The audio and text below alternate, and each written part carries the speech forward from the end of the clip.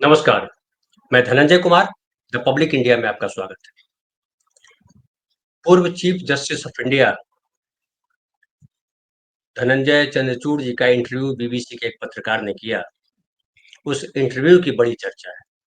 हालाँकि छोटा interview 23 minute का इंटरव्यू है, लेकिन उसकी चर्चा खूब हो रही है। तमाम सोशल मीडिया पे प्रबुद्ध वर्ग जो है, इस पर चर्चा कर रहे हैं और बता रहे हैं कि किस तरह से आप देख सकते हैं यूट्यूब पे उपलब्ध है बीबीसी के इस पे और उसमें बताया जा रहा है कि किस तरह से उनसे सवाल किए गए महत्वपूर्ण जो जिसमें वो शामिल थे, जिन निर्णयों में उनसे सवाल किया गया कि परिवारवाद को लेकर के ख़ास करके जब सवाल किया गया तो थोड़े असहज हो गए।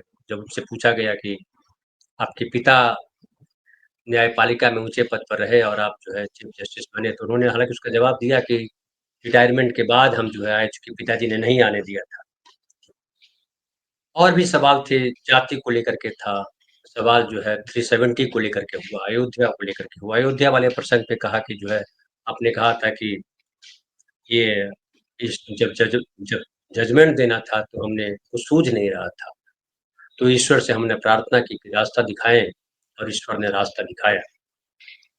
उस पर चंद्रचूड़ साहब ने कहा कि ऐसा कुछ नहीं कहा था हमने और ये सोशल मीडिया पे फैलाया गया। बहरहाल जो इंटरव्यू रहा उस इंटरव्यू में ऐसा लगता है कि बहुत दबे-दबे से बोल रहे हैं, कुछ दबाव महसूस कर रहे हैं। हालाँकि चीफ जस्टिस ऑफ इंडिया एक बड़ा पद होता है जहाँ से रिटायर हुए और संविधान की रक्षा की ज़िम्मेदारी न्यायपालिका पे होती है, कि संविधान में कहीं गड़बड़ी अगर कोई हो मतलब विधायिका भी से भी अगर कोई चूक हो जाए तो न्यायपालिका जो है उसको सँभाले। जैसे उदाहरण के तौर पे लीजिए कि जो कानून बना था इलेक्टोरल बॉन्ड को लेकर के, संसद ने तो पास कर दिया था कि इलेक्टोरल बॉन्ड सही है, पैसे लिए जा रहे थे। लेकिन इलेक्टोरल बॉन्ड के मसले पर चंद्रचूड़ साहब की अदालत ने ही कहा कि ये गलत है और उसपे पूरा जिस तरह से चंद्रचूड़ साहब ने एसबीआई ने जिस तरह से कहा था कि अभी हमारे पास बहुत टाइम लगेगा, हम नहीं दे सकते अभी जवाब और जिस तरह से अदालत ने उनके निर्देश पर या कहिए उनकी उन्होंने जो कहा था एसबीआई को और एसबीआई ने तुरंत 3 दिन के भीतर सारा डिटेल अपलोड किया, चुनाव आयोग को दिया। उससे पता लगा कि न्यायपालिका की कितनी भूमिका महत्वपूर्ण होती है। आम लोगों को पता चला। बाकी जो विशेष लोग हैं, जो पढ़े-लिखे लोग हैं, जो समझते हैं चीज़ों को, समाज को, उनको पता है न्यायपालिका बहुत सुप्रीम है, इसलिए हमारे संविधान में भी प्रिएम्बल में न्याय पहला शब्द जिसकी बात की गई है। तो चंद्रचूड़ साहब ने वहाँ जो है इलेक्टोरल बॉन्ड पे जो कानून बना था उसको खारिज किया, कहा कि ये गलत है। संविधान की जो जो अनुच्छेद हैं संविधान में जो लिखा गया है, जो उसके विपरीत जाता है और उसको रोक दिया। हालाँकि लोगों की अपेक्षा थी कि चंद्रचूड़ साहब जो है उस पर लोगों से जो पार्टियाँ उनसे कहेंगे कि पैसे वापस लगाइए, लौटाइए और उन पे मुकदमा जैसी कोई बात हो। लेकिन वैसा कुछ हुआ नहीं, कोई डाँट-पिटाई नहीं, केवल ये कहा कि हमने रोक दिया। ऐसे कई मसले हुए, 370 पे भी सवाल हुआ कि 370 पे कब जो है स्टेटहुड उसका वापस होगा, ये तय नहीं हुआ। यूटी जो है बना हुआ है और चुनाव तो वहाँ हुए लेकिन पूर्ण राज्य का दर्जा नहीं मिला। उस पर भी चंद्रचूड़ साहब से सवाल किया गया, उन्होंने जवाब दिया। लेकिन उसके बाद उनसे सवाल जाति को लेकर के भी किया गया, कोलेजियम को लेकर के किया गया और उन्होंने जब पत्रकार ने पूछा कि जाति के संदर्भ में क्या कहेंगे आप? कि सामाजिक न्याय की बात हो रही है, न्यायपालिका में बहुजन समुदाय का प्रतिनिधित्व नहीं के बराबर है। उसके बाद ये भी कहा कि चंद्रचूड़ जी ने उसको बदला और कहा कि हमें न्यायिक स्वतंत्रता को बनाए रखना है और यह सुनिश्चित करना है कि न्यायपालिका किसी भी राजनीतिक या सामाजिक दबाव से मुक्त हो। बहुत अच्छी बात कर रहा है। लेकिन जो निर्णय आए या जो जिस तरह से हमारी न्यायपालिका का चरित्र दिखाई पड़ता है, क्या उसमें राजनीतिक और सामाजिक दबाव से मुक्त लगता है? पत्रकार ने सवाल किया कि तो क्या न्यायपालिका में जाति एक मुद्दा नहीं है? चंद्रचूड़ जी ने मुस्कुराते हुए कहा, हमें संविधान के सिद्धांतों पर भरोसा रखना चाहिए। पत्रकार ने फिर सवाल किया कि संविधान के सिद्धांत तो सामाजिक न्याय की बात करते हैं, लेकिन न्यायपालिका का ढाँचा उसी सामाजिक न्याय से परे क्यों दिखता है? इस पर चंद्रचूड़ जी का कोई जवाब नहीं था। तो इस जो पूरा जो 23 मिनट का छोटा-सा इंटरव्यू है, उस इंटरव्यू में जो सवाल किए गए, तो न्यायपालिका को एक तरह से कहिए कि झकझोरने वाले सवाल थे। और ये सवाल बिल्कुल सही व्यक्ति से किए गए थे। और चूँकि वो CGI chief justice of India रहे, उसके पिताजी उनके पिताजी भी चंद्रचूड़ साहब चीफ जस्टिस ऑफ इंडिया रहे, तो न्याय का उनका बहुत पिछले विरासत में लेकर के आए हैं धनंजय चंद्रचूड़ जी। और उनकी बड़ी चर्चा रही जब वो सुप्रीम कोर्ट के चीफ जस्टिस बने, तो हम सब लोगों को बड़ी उम्मीद थी क्योंकि उनको लगा था कि वो जो फैसले देंगे वो फैसला बदलने वाला हो। और लगा था कि सरकार के जो बेलगाम है सरकार और जो खास करके सांप्रदायिकता को लेकर के या न्यायपालिका पे भी में भी जिस तरह के लोग घुस आए हैं, वो राहुल गांधी को जिस तरह से गुजरात के लोअर कोर्ट ने सज़ा सुनाई थी 2 साल की अधिकतम सज़ा और उसके बाद उनकी सदस्यता छीन ली गई थी, उनका घर छीन लिया गया था। हालाँकि सुप्रीम कोर्ट में जाकर के वो आदेश रोका गया। लेकिन ये तमाम चीज़ें उस दौरान हुई और लगा था कि चंद्रचूड़ जी कुछ लगाम लगाएँगे सरकार के बेलगाम होने पर। सांप्रदायिकता को लेकर कुछ बड़ी गहरी बात करेंगे।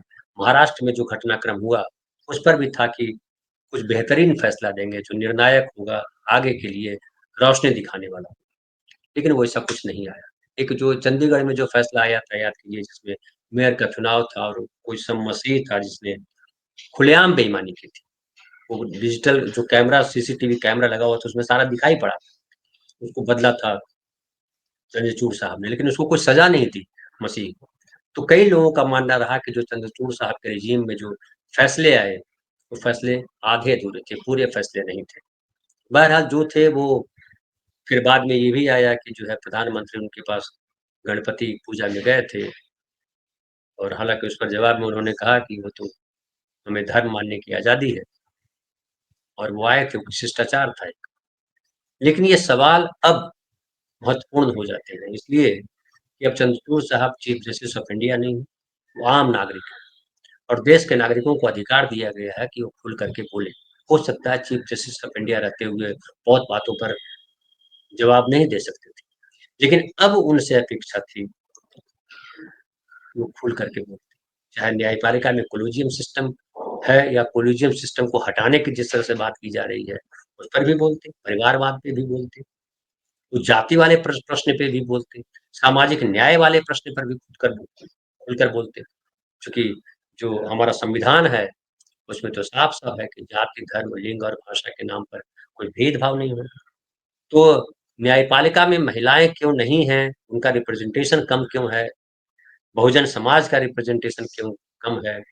इन सवालों पर जो है चंद्रचूड़ साहब बढ़िया जवाब दे सकते थे और वो देश के लोगों के लिए एक नज़ीर हो सकता था। लेकिन शायद ऐसा लगता है कि अभी भी वो दबाव महसूस कर रहे हैं। कई लोगों ने कहा है कि चंद्रचूड़ साहब को अभी भरोसा है कि उनको किसी अच्छी जगह पे कोई पोस्टिंग दी जाएगी, उनको कहा गया होगा। ऐसा कहा जा रहा है, लोग कह रहे हैं। क्या सही है, क्या गलत है वो तो चंद्रचूड़ साहब जाने, चाहे जो देने ऑफ़र देने वाले हैं वो जाने। लेकिन जो अगर दबाव नहीं है तो चंद्रचूड़ साहब खुलकर क्यों नहीं बोले, ये सवाल तो बनता है। क्योंकि क्या ये भी डर था कि सामाजिक न्याय पे अगर खुलकर बोलेंगे क्योंकि सामाजिक न्याय जो है, वो हमारे संविधान का मूल स्वर भी है। न्याय जो हमने कहा पहला शब्द जो है प्रियम्बल का, उसमें सामाजिक, राजनैतिक और आर्थिक न्याय की बात है। स्वतंत्रता की भी बात है, उसमें समता की बात है, उसमें भाईचारे की बात है, उसमें व्यक्ति की गरिमा की बात है। जस्टिस ऑफ इंडिया रहे जितने समय, क्या उनके सामने ये सारे सवाल नहीं थे कि वो चाहे न्याय की बात हो, चाहे स्वतंत्रता की बात हो, चाहे समता की बात हो, चाहे वो भाईचारे की बात हो, चाहे वो व्यक्ति की गरिमा की बात हो, तमाम तत्वों पर जो मूल तत्व हैं संविधान के, उस पर हमले हो रहे हैं। आप chief chief justice of India थे तब शायद कोई दबाव था और नहीं बोल पाए, बैलेंस कर गए आप। लेकिन अब जब नहीं थे, नहीं हैं, तब तो खुलकर बोला जाना चाहिए। ऐसे अपेक्षा चंद्रचूड़ साहब से की जाती थी। मैं कम से कम ये अपेक्षा कर रहा था कि वो सामाजिक न्याय वाले प्रसंग पे खुल करके बोले, महिला वाले सवाल पर खुलकर बोले, परिवारवाद वाले सवाल पर। जैसे मैं परिवारवाद वाले पे मैं कहूँ कि परिवार है तो होगा परिवारवाद। लेकिन ईमानदारी की बात जब आती है, तो ये देखना ज़रूरी हो जाता है कि हम अपने परिवार की विरासत को लेकर के उसका लाभ लें। अगर परिवार की विरासत को लेकर के लाभ मिलता है और मिलता ही है वो, तो जो बाय डिफ़ॉल्ट मिलता है उसको तो छोड़ा जा सकता है, लेकिन अगर वो लिया जा रहा है तो गलत है। लेकिन चंद्रचूड़ साहब पे ये आरोप चस्पा नहीं होता है कि ये उनके पिताजी ने एक बात बहुत सही कहा और उनके पिताजी का सम्मान किया जाना चाहिए, जो उन्होंने कहा चंद्रचूड़ साहब ने, धनंजय जी ने, कि हमारे पिताजी ने हमको कहा कि नहीं अभी जब तक हम हैं तुम नहीं जॉइन कर सकते कोर्स, तो मुझे हार्वर्ड पढ़ने जाना पड़ा और हम फिर 3 साल की पढ़ाई की हमने और फिर जो है यहाँ आए, जब वो रिटायर हो गए जो है। बहुत अच्छी बात कही, उसमें परिवारवाद को कोई चोट वाली बात नहीं है। ऐसा थोड़ा है कि डॉक्टर का बेटा डॉक्टर नहीं बन सकता, जज का बेटा जज नहीं बन सकता, बिल्कुल बन सकता है। नेता का बेटा नेता का जो बेटा है, वो नेता क्यों नहीं बन सकता? बन सकता है, सबको आज़ादी है। वो व्यक्ति है पहले। तो लेकिन उस पर खुल कर के बोलने की ज़रूरत थी कि आप बोलिए, उसमें झिझकने की ज़रूरत नहीं। जो सही है, वो सही है। फिर बात आती है कि जो है सामाजिक न्याय की बात आती है। तो इस देश में सामाजिक न्याय तो नहीं हो रहा। राहुल गांधी अगर इसको उठा रहे हैं, अगर इस पर बोलते चंद्रचूड़ साहब, तो संभव है कि राहुल गांधी के जो सामाजिक न्याय का इश्यू जो उन्होंने उठाया हुआ, उसको बल मिलता। और शायद ये था कि अगर बल मिलता तो गड़बड़ होता, क्योंकि मैं भी जितना थोड़ा बहुत जान समझ पढ़ पाया हूँ चंद्रचूड़ साहब को, चंद्रचूड़ साहब व्यक्ति के तौर पे अच्छे इंसान हैं, इसमें कोई दिक्कत नहीं है। उनको गलत को गलत और सही को सही कहते हैं। उनको समझ है इस बात की कि गलत क्या है और सही क्या है, और देश के संदर्भ में भी, एक ह्यूमन बीइंग के संदर्भ में भी। लेकिन एक अच्छा अवसर था चंद्रचूड़ साहब को देश के नागरिकों को, चूँकि अभी जो देश की हालत है उसमें जिस तरह से राजनीति ने देश को बना दिया है, इंडियन स्टेट वाला प्रसंग भी है। आज भी जो कल भी जो है वो संसद में जब वक़्फ़ बिल लाया गया, टेबल किया गया, उस पर विपक्ष के नेताओं ने कहा कि ये जो हमने असहमतियाँ जताई थी, जो हमने नोट दिए थे, उसको हटा दिया गया है। हालाँकि जो सरकार के पक्ष हैं, उन्होंने कहा कि नहीं हमने कुछ नहीं हटाया है, डिलीट नहीं किया है। तो डिलीट किया और नहीं किया, किसने सही बोला, किसने गलत बोला, वो बाहर से समझ में नहीं आता है, जब तक आप रिपोर्ट देखेंगे नहीं। लेकिन विपक्ष ने वॉकआउट कर दिया इस बात पर। और उसको लेकर के जो नड्डा जी ने कहा कि ये राष्ट्रद्रोह है, इंडियन स्टेट के खिलाफ लड़ रहे हैं। इंडियन स्टेट का मतलब क्या होता है? भारत देश होता है। ये जो बीजेपी वाले जो नैरेटिव गढ़ रहे हैं, जिस तरह का समाज बनाना चाहते हैं कि उनके अलावा सब देशद्रोही हैं। जब ये मनमोहन सिंह पे हमला करते थे, तो देश बचा रहे थे। जब ये हिंदू राष्ट्र की बात करते हैं, तो वो देश बचाते हैं ये। लेकिन जब दूसरा दूसरे राष्ट्र की बात करता है, खालिस्तान की बात करता है, तो देश को तोड़ने की बात करने लगता है। ये नैरेटिव जो है, दुखद नैरेटिव। पता नहीं आम लोग कब इससे उबेंगे। हालाँकि मीडिया का जो ज़ोर है, वो मीडिया लगातार वही बात कर रहा है, जो सरकार चाहती है। अभी मैं देख रहा था कि एक सर्वे आया है, मोदी के बाद कौन प्रधानमंत्री बनेगा? अरे मोदी जी के बाद प्रधानमंत्री अभी कहाँ ढूँढ रहे हैं यार, मोदी जी अभी कुर्सी थोड़े खाली कर दी है। लेकिन ये नैरेटिव गढ़ा जा रहा है, मीडिया में चलाया जाएगा। इंडिया टुडे ने करवाया है और वो चलाया जाएगा कि मोदी के बाद कौन? ये संभावित लोग हैं, इतने लोगों ने उनको जो है उस पर फिर कभी बात करेंगे। लेकिन मूल जो हम बात कर रहे थे चंद्रचूड़ जी, कि अभी जिस काल में, जिस संक्रमण काल में देश गुज़र रहा है कि तमाम संवैधानिक संस्थान, तमाम जो है राजनीति, समाज, धर्म, कुंभ में जिस तरह का तमाशा चल रहा है, रोज़ आग लग रही है, रोज़ गुंडागर्दी चल रही है, कहीं ट्रेन में मारपीट हो रही है, कहीं भगदड़ मच रही है, कहीं आग लग रही है, कहीं कुछ और हो रहा है। दुकानदार बोल रहे हैं कि हमने दुकानें तो ली महँगे कीमत पे, लेकिन चूँकि डाइवर्ट कर दिया गया रूट को, हमारी तरफ कोई आए ही नहीं आम लोग। भक्त कह रहे हैं, ट्रोलर कह रहे हैं कि अच्छा तो तू कमाने के लिए आया था। तो इस तरह की जो अव्यवस्था है, कुव्यवस्था है, उसमें जिस तरह से एक प्रबुद्ध व्यक्ति को, और खास करके जब चीफ मीडिया रहे हैं, तो आपको लंबा अनुभव है न्यायपालिका का।